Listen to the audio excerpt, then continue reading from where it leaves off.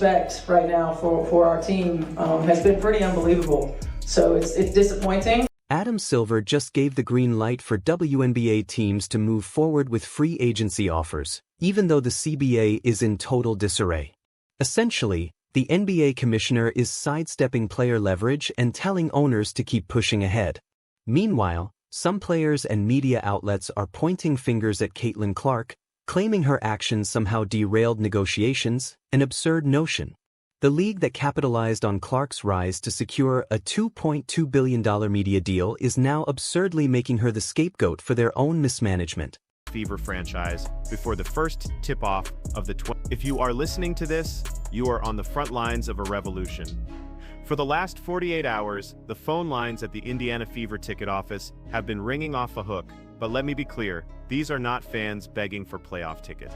These are not sponsors looking to buy courtside ads. These are the bells of a funeral.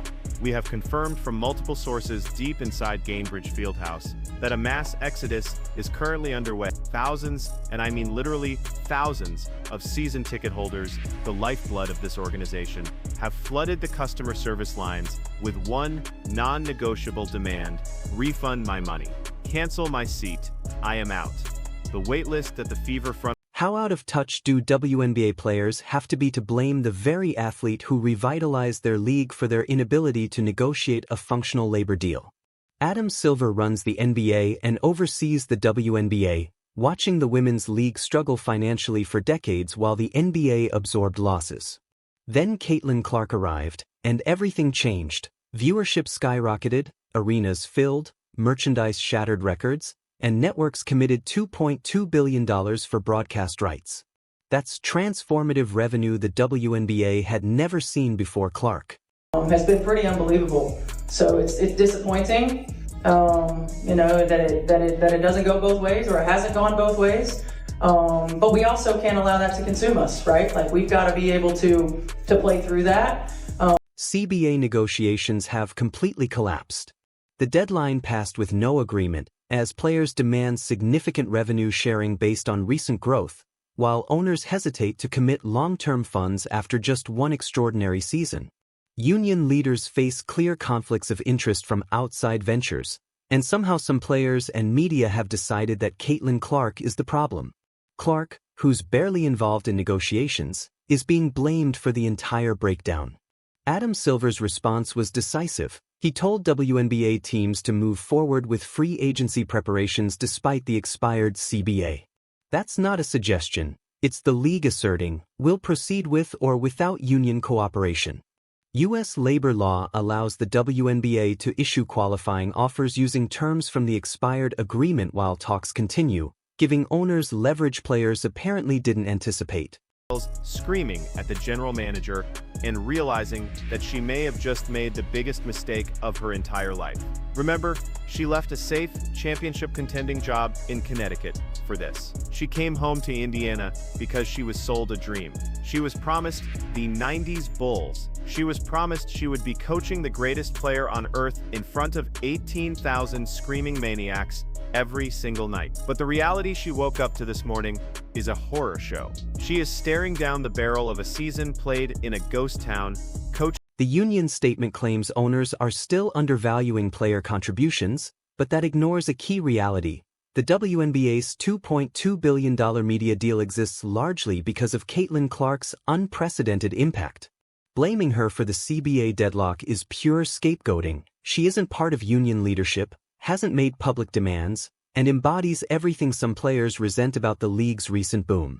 If negotiations fail or the season is delayed, pointing at Clark shifts responsibility away from negotiators who mismanage the process.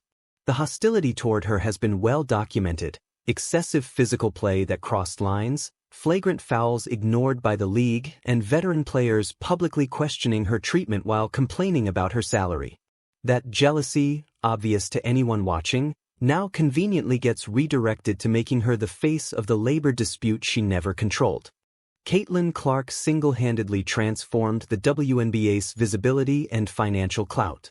Her games drew record-breaking audiences. ESPN devoted unprecedented coverage to women's basketball because of her. Arenas sold out nationwide when the Fever played, and her jersey became the league's all-time bestseller. Sponsors who previously ignored the WNBA suddenly lined up, creating the very financial context that enables the current CBA negotiations. Without Clark, there wouldn't be leverage for significant revenue sharing, only minor tweaks to contracts, because the league simply couldn't support bigger changes.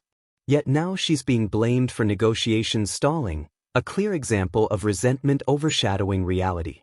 Adam Silver's move to let teams proceed with free agency is a strategic call, exposing the union's bluff.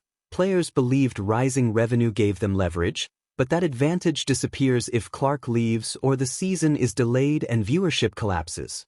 Owners recognize this and are willing to wait because under the expired CBA, free agency can continue using old salary structures.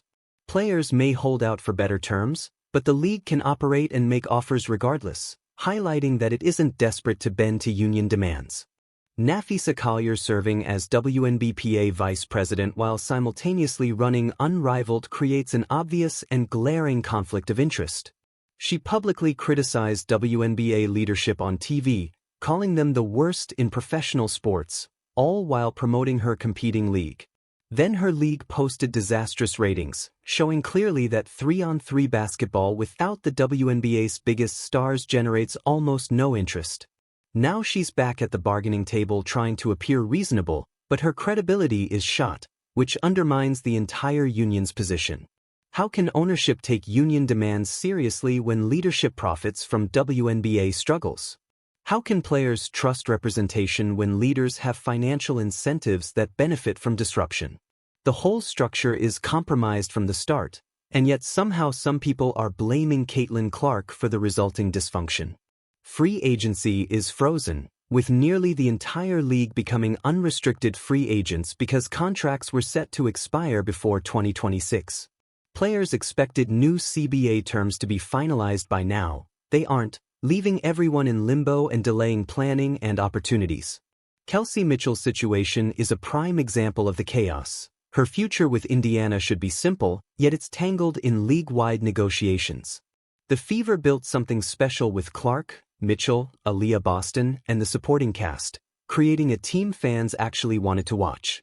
Momentum should carry into the next season, but instead uncertainty reigns, and some people absurdly think Caitlin Clark is to blame. The idea that Caitlin Clark could somehow end the WNBA is pure fantasy. She's literally the reason the league is thriving. Her talent, marketability, and star power brought in massive audiences, sponsorships, and revenue, creating opportunities for everyone.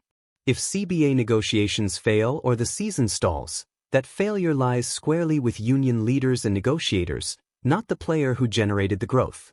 Adam Silver has seen decades of WNBA losses covered by the NBA, and now he's watching Clark produce real, transformative revenue while players and leadership squander the moment through infighting, unrealistic demands, and scapegoating.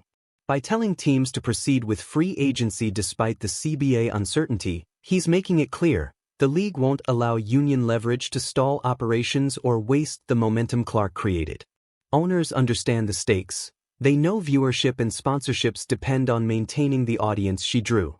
Meanwhile, players who spent years undermining Clark are about to face the consequences. Their pay and bargaining power exist because of her, and if she opts for Europe or global opportunities instead of tolerating dysfunction, the league, and their leverage, could collapse while she thrives.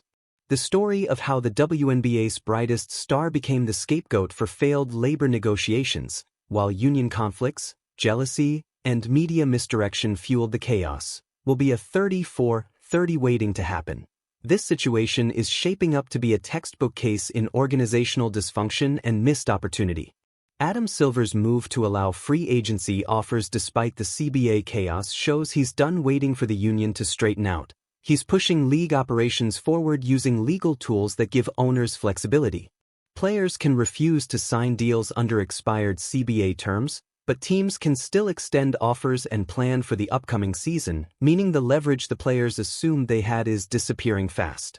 Meanwhile, Caitlin Clark remains professional. She hasn't made public demands, threatened to sit out, or criticized league or union leadership, while chaos erupts around her. Contrast that with Nfisa Collier promoting her rival league on TV while attacking WNBA leadership, and the difference in professionalism is glaring. The frustrating truth is this entire mess was avoidable. The league had unprecedented momentum, surging interest, and major revenue flowing thanks to Clark. All the WNBA had to do was negotiate efficiently and protect that growth.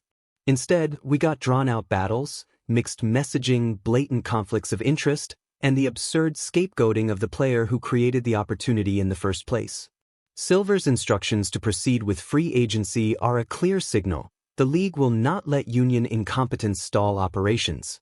Status quo terms give owners leverage, and if players refuse to sign, they risk watching their earning potential evaporate while the league, and Clark's momentum, continues. Blaming Clark for the negotiation failures is transparent and pathetic. She created the financial foundation that made any bargaining meaningful. Silver is effectively calling the union's bluff, showing the league will survive regardless of union drama, and the only ones losing out will be the players who miscalculated their position. This power struggle is about to get messy, and anyone watching will see exactly who really holds the cards.